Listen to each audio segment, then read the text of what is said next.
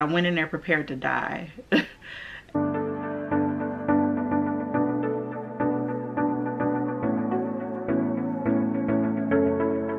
Welcome to my channel, welcome to my channel, welcome to my channel, welcome everyone,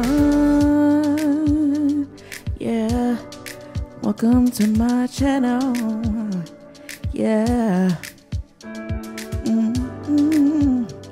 yeah, yeah, welcome to my channel. Hey guys, welcome back to my channel. ChalVember here, and I'm back with another video. And in today's video, I'm going to be discussing my labor and delivery story. It's been long overdue. My baby is 6 weeks old, but you know how life is, it gets a little busy. So I am here to tell you my labor and delivery story, how it went for my 4th baby and my 3rd C-section. So if you want to hear this story, stick around. Okay y'all, so if you have not already watched my birth vlog, go ahead, the link is up there. I'll post a thumbnail right here so you can know which video you're looking for. I had my baby on September 30th 2020. Don't get me lying telling y'all what the time is, because I don't know. That day was so interesting to me. I was really having a lot of issues that morning, but I was trying to like be strong about it. Like I said before, this was my 4th baby and my 3rd C-section. So this is my 2nd planned C-section, if you want to say. And so I was going in there a little nervous because my last C-section, when I was getting my spinal, the anesthesiologist poked me at least 10 to 12 times, and it just like really traumatized me. So the fact that I got pregnant again and then having to have a C-section, because I've had numerous C-sections, I'm not allowed to have a vaginal birth. It really freaked me out, so I was already on edge.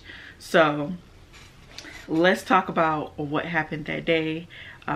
Before we got to the hospital, I was fine. Like, I was just praying in my head, you know, listening to my gospel music, because, you know, I was trying to calm my spirit down. And we get up into the labor and delivery floor, and they ask me questions. I tell them, you know, everything that I experienced last time, why I'm freaked out, because I was looking at somebody's video before, and they were saying, like, you know, let them know that you feel uneasy about the C-section, and maybe they'll give you like some alternative pain relief before you have to get the spinal or whatever. And so I let them know what I was feeling, what I was going through and stuff like that. And they didn't give me any extra pain relief, let me just tell you that. They didn't give me any extra pain relief, but they were very considerate. So there were about, I want to say 3 to 4 nurses that were like taking care of me. I was the only person there for my scheduled C-section. Nobody else was on that floor. And they were very, very sweet. Like, they made sure that they took care of me. So it was time to get the IV. Now y'all, I used to be scared of needles, but I'm clearly, I don't know if y'all can see that. Clearly I'm not scared of needles, okay? Like, I have tattoos and stuff like that. So they're doing the IV. I know where my good veins are on this arm, you know, I know where it's at, okay? But when you get the IV for hospital wise, you have to get it in your hand. We don't have to get it in your hand, but you mostly get it in your hands. And since this was my 3rd C-section, you have to get it in both of your hands, right? I don't have really good veins in my hands, so they were trying to do it, and it was just hurting so bad, y'all. And I was like, you know what, nope, that's a sign I gotta get out of here. Like, y'all gonna kill me. Like, that's literally how I felt. Like, my anxiety was super high. And usually I'm a strong person. I don't like to cry in front of strangers. I don't like to cry in front of anybody, really. I broke down crying because I'm just like, if this is the way that this is gonna start off, this is not for me. Like, we just gonna have to stay here. Like, I can't, this baby ain't gonna be able to get out, okay? Not today, not ever. So they saw how much pain I was in with them trying to do that. So eventually they just ended up putting the IV in my arm. So when the anesthesiologist came, it was a nice young lady, like she was very nice. They were telling her about what happened to me last time. Then I explained it to her as well. And I just told her, I told her that I'm just not comfortable with the situation. Like I just cannot do it again. Like I'm just too scared. Like honestly, it was so interesting, y'all, because she took her time to like see what was wrong with my back, to make sure there was nothing on my end, you know, that was wrong. And the only issue that I have is that my back is kind of curved a little bit to the right. And she found that just by simply going in and touching in my back, right? But she took it a step further to go and get me an ultrasound for my back to see exactly where she needs to put the needle to make it easier for me. Most anesthesiologists do not do that, y'all. And I was so thankful because, listen, I broke down and I had people praying for me. Sister Brittany, the fruitful wife, I went on her live because I wasn't going to tell anybody that I was in labor. Like, you know what I mean? I was just going to wait until after I had her and stuff. And I was like, no, I can't do this by myself. I need the Lord. So I reached out to her on her live because she was praying. She prays early in the morning. And I was like, can you just pray for me right now? Because things are not going well. And I'm scared. And so I also reached out to my Acotis in Christ, you know. Everybody was praying for me, and I really think that the Lord sent all these people that were there that day, sent them there specifically for me. And so she checked my back, she marked where the spot where she needed to get it. I was just really having a rough time, y'all. Like my nerves were just like like, you know, I don't know if you guys, if you've ever had a C-section, you know that you have to take this nasty shot of something. I don't know what it is. I don't know what it is, but you know that taste. You know the taste I'm talking about. But it took me about maybe 5-10 minutes to just take the shot. Like I just didn't want to do it. Like I couldn't do it, y'all. So time is coming. I had to get the COVID test. It wasn't that bad. It wasn't the one that goes like all the way up in your nose, but it goes far enough. And I did, you know, cry a lot. Cried enough and my nose was kind of messed up, so I had to blow my nose and stuff like that. But anyways, so we get into the OR room. Now, y'all know there's cold in there. They say that it's cold in there before you walk in there, but y'all, it was cold, okay? And so they get you to sit up on the table and stuff, and y'all, when I tell you that I really started to freak out then, like I was calm for a second, but when they put me on that table and like, okay, you gotta, you know, practice, because you have to like bend and then like do like this. I don't know how to explain it, y'all. So your back is like curved. I freaked out. Like I literally almost passed out. I was hyperventilating. The nurse, she came up to me and like she held me close. She's like, it's okay, it's okay. And I'm literally calling out for the Lord, like, just take me. Put me to sleep, because I can't do this pain, okay? And like literally, if y'all could hear like what was going on in the background, my what is it, my pressure monitor was going off. It was like do, do, do, do, do, do, do. Like it was just going crazy because I couldn't do it, y'all. But luckily I had really good staff that was there that day.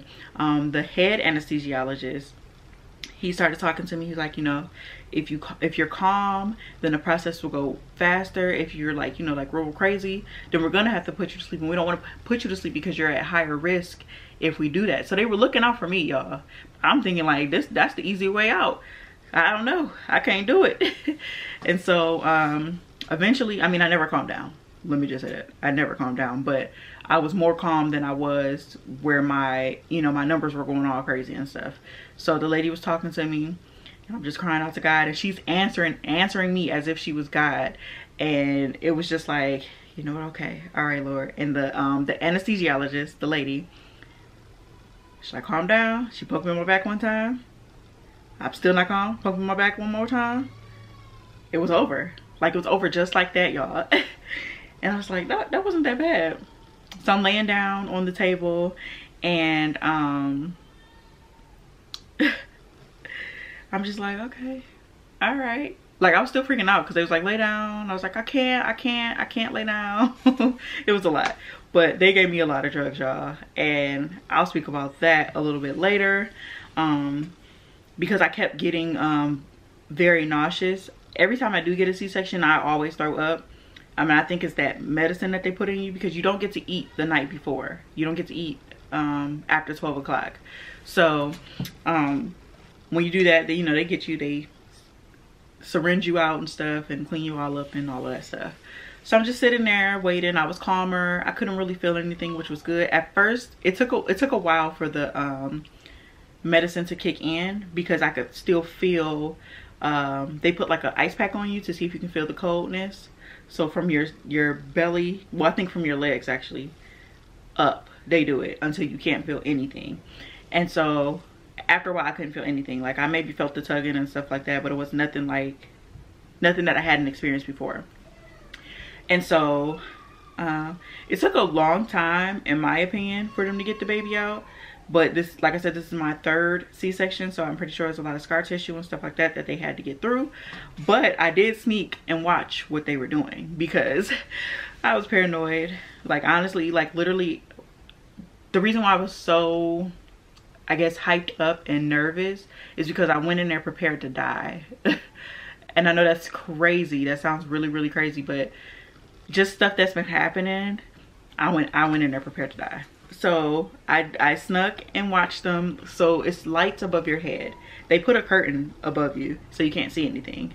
But there is a thing where you can take down and you can see when the baby comes out, but they don't do that while they're operating on you. So I was looking inside of the ceiling lights, and it's like a metal part that you can see the reflection of them, like digging in your, moving your organs around and stuff like that. And I wasn't even grossed out, which is weird. Like, usually I'd be grossed out about stuff like that, but nope.